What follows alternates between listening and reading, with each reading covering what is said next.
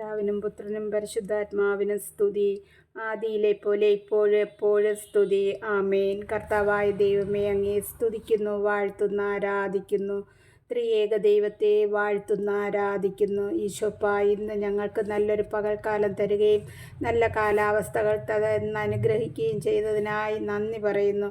ഇന്ന് ഞങ്ങൾക്ക് ആവശ്യമായതെല്ലാം തന്നനുഗ്രഹിക്കുകയും ചെയ്തതിനെ ഓർത്ത് സ്തുതിക്കുന്നപ്പ.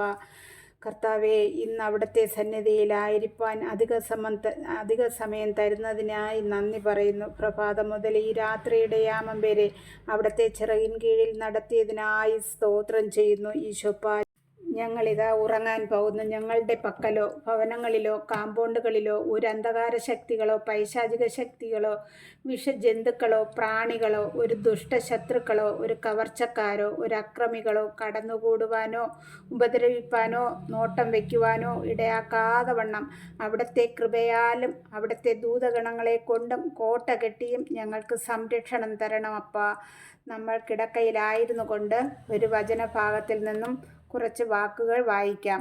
എന്നിട്ട് അത് ഒരു നിമിഷ നേരം ഈശോയോട് സമർപ്പിച്ച് ആ വചനത്തെ ഗ്രഹിക്കണം.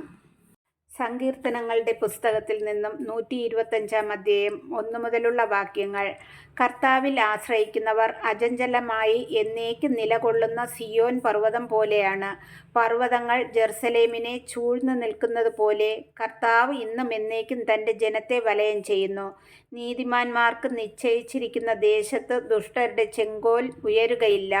നീതിമാന്മാർ തിന്മ ചെയ്യാൻ ഉദ്യമിക്കാതിരിക്കേണ്ടതിന് തന്നെ. കർത്താവേ, നല്ലവർക്കും ഹൃദയപരമാർത്ഥതയുള്ളവർക്കും നന്മ ചെയ്യണമേ.